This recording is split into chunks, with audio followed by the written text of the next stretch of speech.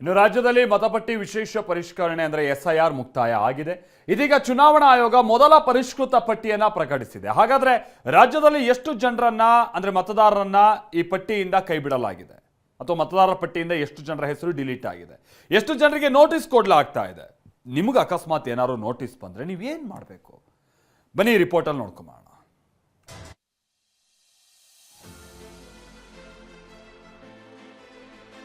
SIR ಪ್ರಕ್ರಿಯೆ ಬಳಿಕ curd ಮತದಾರರ ಪಟ್ಟಿ ಪ್ರಕಟ. 4 ಕೋಟಿ ಮತದಾರರ ಹೆಸರು ಸೇಫ್, 43 ಲಕ್ಷ ಮತದಾರರಿಗೆ ನೋಟಿಸ್. 1,07,00,000 ಮತದಾರರ ಹೆಸರು ಲಿಸ್ಟ್ನಿಂದ ಡಿಲೀಟ್. ಜೂನ್ 30ರಿಂದ ಆಗಸ್ಟ್ 17ರವರೆಗೆ ನಡೆದ SIR ಪ್ರಕ್ರಿಯೆ ಪೂರ್ಣಗೊಂಡಿದ್ದು ಕರಡು ಮತದಾರರ ಪಟ್ಟಿ ಪ್ರಕಟವಾಗಿದೆ. ಅಂತಿಮವಾಗಿ 1 ಕೋಟಿಯಷ್ಟು ಮತದಾರರ ಹೆಸರನ್ನ ಡಿಲೀಟ್ ಮಾಡೋ ಸಾಧ್ಯತೆ ಇದೆ.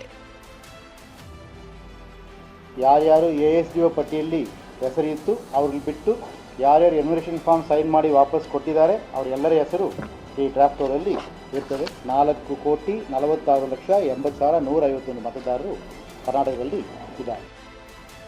SIR ಪ್ರಕ್ರಿಯೆಗೂ ಮುನ್ನ ರಾಜ್ಯದಲ್ಲಿ 5,52,32,314 ಮತದಾರರಿದ್ರು. ಇವರೆಲ್ಲರಿಗೂ SIR ಫಾರ್ಮ್ ನೀಡಲಾಗಿತ್ತು.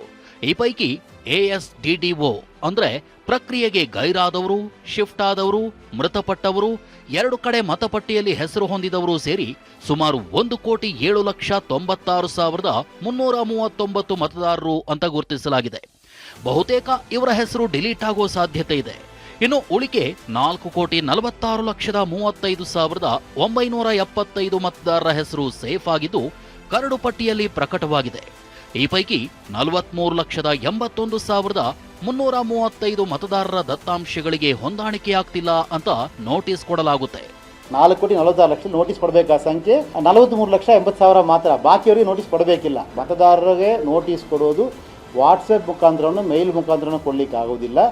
ಪ್ರಿಂಟೆಡ್ ಕಾಪಿನೇ ಮತದಾರರಿಗೆ ಸರ್ವ್ ಮಾಡಬೇಕಾಗುತ್ತದೆ. ನೋಟಿಸ್ ಪಡೆದವರು, ಕರಡು ಪಟ್ಟಿಯಲ್ಲಿ ಹೆಸರು ಬಾರದೇ ಇದ್ದವರು ಸೆಪ್ಟೆಂಬರ್ 23ರವರೆಗೆ ಆಕ್ಷೇಪಣೆ ಸಲ್ಲಿಸಲು ಅವಕಾಶವಿದೆ. ಅಲ್ಲದೆ ಹೆಸರಿಲ್ಲದವರು ಫಾರ್ಮ್ 6 ಅನ್ನ ಭರ್ತಿ ಮಾಡಿ ಮತದಾರರ ಪಟ್ಟಿಗೆ ಸೇರ್ಪಡೆಯಾಗಬಹುದಾಗಿದೆ. ನೀವು ಅರ್ಹ ಮತದಾರರಾಗಿದ್ದು ಈ ದೇಶದ ಬೇರೆ ಯಾವುದೇ ಒಂದು ಭಾಗದಲ್ಲಿ ಎನ್ರೋಲ್ ಮಾಡಿಕೊಳ್ಳದೇ ಇದ್ದಲ್ಲಿ ದಯವಿಟ್ಟು ಫಾರ್ಮ್ 6 ಅನ್ನು ಹಾಕಿ. ಫಾರ್ಮ್ 6 ತಾವು 23 ಸೆಪ್ಟೆಂಬರ್ ಒಳಗೆ ಕೊಟ್ಟಿದ್ದಲ್ಲಿ ತಮ್ಮ ಹೆಸರು ಫೈನಲ್ ರೋಲ್ ಅಲ್ಲಿ ಇರುತ್ತದೆ ಆಫ್ಟರ್ ವೆರಿಫಿಕೇಶನ್, ಡ್ಯೂ ವೆರಿಫಿಕೇಶನ್. ಬೆಂಗಳೂರಲ್ಲಿ 24 ಲಕ್ಷ ಜನರಿಗೆ ನೋಟಿಸ್, 46 ಲಕ್ಷ ಮತದಾರರು ಔಟ್. ಬೆಂಗಳೂರಿನಲ್ಲಿ ಬರೋಬ್ಬರಿ 50% ವೋಟರ್ಸ್ ಪಟ್ಟಿಯಿಂದ ಹೊರಗುಳಿಯೋ ಸಾಧ್ಯತೆ ಇದೆ. ಬೆಂಗಳೂರಿನಲ್ಲಿ ಒಟ್ಟು 1,03,00,000 ಮತದಾರರಿದ್ದು ಈ ಪೈಕಿ ASDDO ಪಟ್ಟಿಯಲ್ಲಿ 46,88,000 ಮತದಾರರು ಡಿಲೀಟ್ ಆಗೋ ಸಾಧ್ಯತೆ ಇದೆ. ಉಳಿದ 56 ಲಕ್ಷದಷ್ಟು ಮತದಾರರ ಹೆಸರು ಕರಡು ಪಟ್ಟಿಯಲ್ಲಿ ಬಂದಿದೆ. ಈ ಪೈಕಿ ಡೇಟಾಬೇಸ್ ಮ್ಯಾಚ್ ಆಗದ 24,05,990 ನೋಟಿಸ್ ನೀಡಲಾಗುತ್ತೆ. ಹಾಗಾದ್ರೆ ನೋಟಿಸ್ ಪಡೆದವರು ಏನ್ ಮಾಡಬೇಕು ಅದನ್ನೇ ತೋರಿಸ್ತೀವಿ ನೋಡಿ. ನೋಟಿಸ್ ಪಡೆದವರು ಸೂಕ್ತ ದಾಖಲೆಯನ್ನ AEROಗೆ ಸಲ್ಲಿಸಬೇಕು.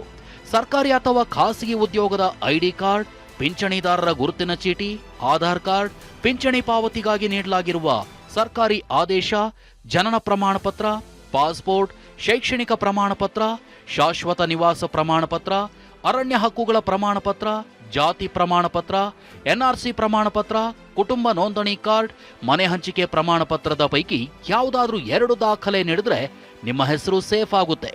ಬೆಂಗಳೂರಿನಲ್ಲಿ 56 ಲಕ್ಷದ ಪೈಕಿ 24 ಲಕ್ಷ ಜನರಿಗೆ ನೋಟಿಸ್ ನೀಡಲಾಗುತ್ತೆ.